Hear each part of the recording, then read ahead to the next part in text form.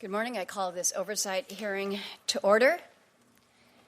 Today we will examine the Small Business Administration's Native 8A program and the role that it plays in economic self-determination of our Native communities. This isn't a new topic for Oversight.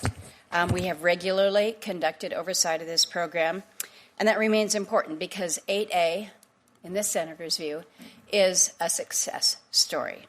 It's not a fraud, as some have mistakenly alleged, and quite honestly, that's terminology that I would just categorically reject. This program may not be well understood, which may be part of our challenge here, but it is important to note that it simultaneously provides benefits to the federal government and to Native communities all across our country. That's true in Alaska, that's true in Hawaii, and in most every state. As structured today, the 8A program leads to a more responsive and resilient supply base for the federal government. It delivers mission-critical work for civilian and defense agencies, and it promotes economic development in Native communities while helping to fulfill the federal trust responsibility. Now, lately, we've seen some criticisms that 8A is an illegitimate DEI program. Also concerns over whether revenues and earnings are leading to sufficient community benefits. Now, on this first question, I do have a letter from SBA Administrator Kelly Loeffler confirming that the Native SBA 8A program is not DEI, which I will enter into the record. As the Committee with Jurisdiction over Tribal and Native Affairs, these are matters that we must explore here with testimony from those that are involved in the program. As we engage on this, I think we should start by making just a few things clear. First, the United States has unique obligations to Indian tribes and Native people that are grounded in the United States Constitution, in our treaties, in our statutes, in our court decisions, and executive orders. And based on that, beginning in the 1980s, Congress chose to make Native entity-owned firms eligible for the 8A program. And that was not based on race, it was not based on DEI, but it was based on Congress's constitutional authority over Indian affairs and the longstanding federal trust responsibility to Native peoples. Second, the firms owned by tribes, Alaska Native corporations, and Native Hawaiian organizations participate in the 8A program under a different statutory framework than firms that are owned by individuals. But that, too, is deliberate. That's not an accident, that's deliberate. Congress set up this framework because Native entity-owned firms are accountable to entire Native communities. That's a different responsibility. They're accountable to entire Native communities, reinvesting their earnings in broader community priorities and advancing economic self-determination. Third point, Congress has reaffirmed and expanded the inclusion of Indian tribes, ANCs, and Native Hawaiian organizations in the 8A program. And these were also deliberate decisions and remain the right decisions, in my view, so long as we maintain the program integrity and the transparency. Now, some suggest that by restricting 8A eligibility, we're suddenly going to save a ton of taxpayer dollars, but in truth, it would actually cost the federal government a key contracting tool and further disadvantage Native peoples around the country, excluding them from any potential participation in federal procurement and the community benefits that they provide. And that's especially true in Alaska, where Congress took a different route. They did that as they settled the Aboriginal land claims. It was different than in the lower 48, but they transferred land and assets to corporations that are owned by Alaska Native people.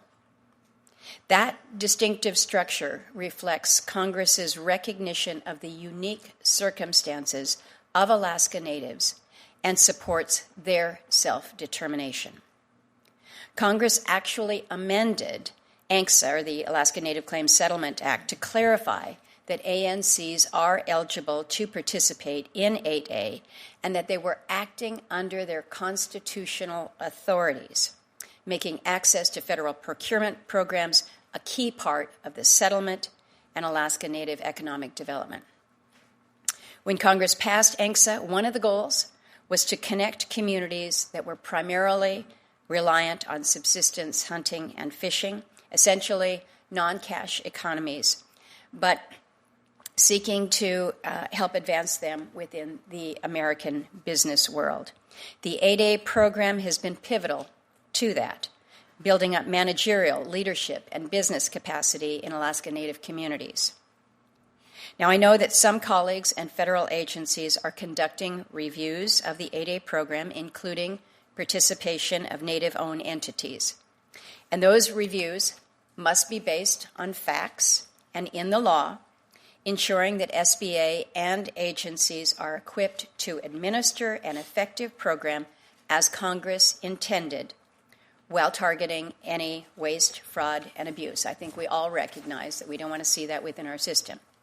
So I'm pleased that today we're able to focus very keenly on some of these issues today. I'm looking forward to hearing from our witnesses who are involved in Native 8A contracting, including those who have traveled down from Alaska to testify before us. Thank you for that.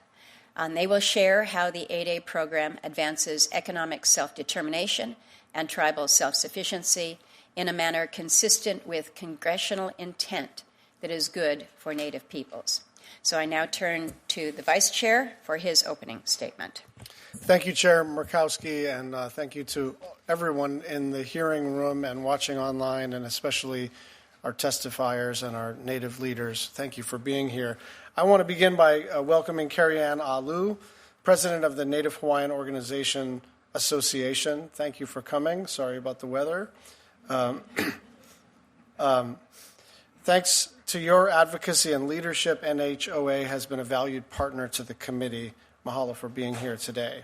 In an effort to address historic barriers facing Native economies in the 80s, Congress has expanded the SBA's Section 8A program to include Native-owned entities. Barriers such as inadequate infrastructure, limited access to capital, and the need for agency approvals slowed the development of Native economies. The expansion of the 8A program to Native entities was an important and deliberate step towards leveling the playing field after decades of social and economic disadvantage that left Native communities behind. The 8A program does not exist because it is DEI. It is Congress recognizing our trust and treaty obligations to Native communities. And understanding that small business owned by them can be an important way to support Native economies and set them up for long-term success. The best social program is a good job. That's because a portion of the Native 8A profits must be reinvested back in Native communities. In 2024, for example, NHO's 8A participates invested more than $25 million back to the Native Hawaiian community in 1 year. But the 8A program is not perfect or immune from challenges many other federal programs face. Allegations of waste, fraud, and abuse cannot and should not be ignored. So let me be clear, if there are bad actors in this program, they should be thoroughly investigated and held accountable, just as they should be in any federal program. But calling for a blanket pause on all Native 8A contracts or even an end to the entire program because of allegations of wrongdoing by a few is not fair and it is not effective. Instead, we should focus on strengthening oversight, tightening regulations where needed, and ensuring the program operates the way that Congress intended. Thank you to our witnesses for testifying today, and I look forward to our discussion. Thank you, Vice Chair. Senator Mullen, would you care to make an opening statement? I know you intended to introduce our first witness, and you may proceed with that if you would like. If you would begin then, kick off the panel. Thank you so much for the panel for being here, and obviously the chair for getting this hearing together, because obviously we got a lot of phone calls about it when it first came out.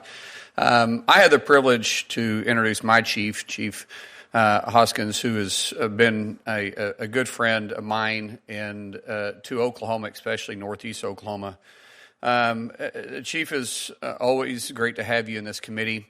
I know you'll bring an important perspective to this topic, as Cherokee Federal is the largest contractor headquartered in the state of Oklahoma. Through Cherokee Federal, the Cherokee Nation serves more than 60 federal agencies, supports every branch of our military, and protects our nation's security by assisting our brave warfighters both at home and abroad. Earlier this month, Cherokee Federal companies were recently selected to be part of the mission supporting the buildup of President's Golden Dome missile defense system. I love to see the impact this is having throughout our state and across the globe. When I'm back home and drive around northeast Oklahoma, which is home to me, I see tangible things that just would not be possible without Cherokee Nation, as federal contractors' revenues, such as continued expansion on the healthcare system and my town, Stillwell, a new housing, upgrading water systems in rural Oklahoma. And I think one of the most important things, and I have been to Alaska working with the late Don Young about this, is immersion of Cherokee Nation's language campus. Underneath Cherokee Nation's leadership, they have built an entire campus that teaches kids K through 8th grade the Cherokee Nation language. And they're taught school. They rewrite the curriculum. They have an entire division just made up, literally just rewriting the books in Cherokee. And exclusively Cherokee language is taught K through 8th grade. When they get into 9th grade, it goes into English. What a way to preserve the English or the Cherokee tongue. I want to say this on a different note, on a personal note. My kids went to a small K through 8th school. It's called Zion Jets, and of course everybody knows everybody in that little small community. And the principal at the time drove the bus. The coaches drove the buses. Everybody drove the buses. And I was taking my kids to school one morning, and a Zion school bus broke down right in front of us. Now, they only had 3 buses that were running. And I called the chief. Actually, I think you called me. I think I was on the phone with the chief, and I said, we got another bus broke down. And he started kind of chuckling about it. And before I knew it, at that time, the principal, Benham, called me just a few days later and said Cherokee Nation was buying them a new bus. Now, a lot of people, they don't see the impact that this happens, but because the programs that we're talking about today allows the investments back in our communities. There is so much work that has been done throughout our community because of not just Cherokee Nation, but the other tribes that operate within our state too. But it's pretty neat to see the direct impact and how fast they can move. There's no telling how long it would take in Zion to get a new bus if it wasn't for Cherokee Nation, and they did it in days, not months or even a year for budgeting. So that's just my personal perspective. Thank you for doing this again. I can't stay the entire hearing. But I'll stay as long as I can. Thank you. Thank you, Senator Mullen, and thank you for reminding so many that oftentimes the benefits that go back to the community, they're not making the front page of the big newspapers, but they're making a difference in the lives of those who live in that community. And these are some of the intangibles that we need to, I guess, make more tangible, more visible, because the benefits are huge. To your point, if those kids couldn't get to school, everybody has a problem. And you could have just waited, but the decisions are made and you have a nimbleness to respond because of how benefits can flow back to the tribal organizations. Good example. I appreciate that. So to you, Chief, thank you for being here today, and we're looking forward to your testimony before the committee again. You've been back before on multiple occasions, and we welcome you back. Can I have a correction real quick, Please. too? It wasn't the principal, it was the superintendent. Sorry. I'm going to get a phone call on that one. There you go. The record stands corrected. Yeah, the superintendent and Benham. Following Mr. Hoskin's testimony, Chief Hoskin's testimony this morning, we're joined by Katherine Carlton. Katherine is the president of the Chugach Alaska Corporation. She is also the policy chair of the Native American Contractors Association, NACA. She is seen very frequently here in Washington, D.C., but your advocacy on behalf of all of the Native American contractors is deeply appreciated. So thank you for joining us today. Also coming from Alaska is Polly Watson. Polly is the Vice President of Operations for the Bristol Bay Native Corporation and has been one of our significant leaders out in her region for years, and I know will offer strong testimony today in helping us understand some of these community benefits.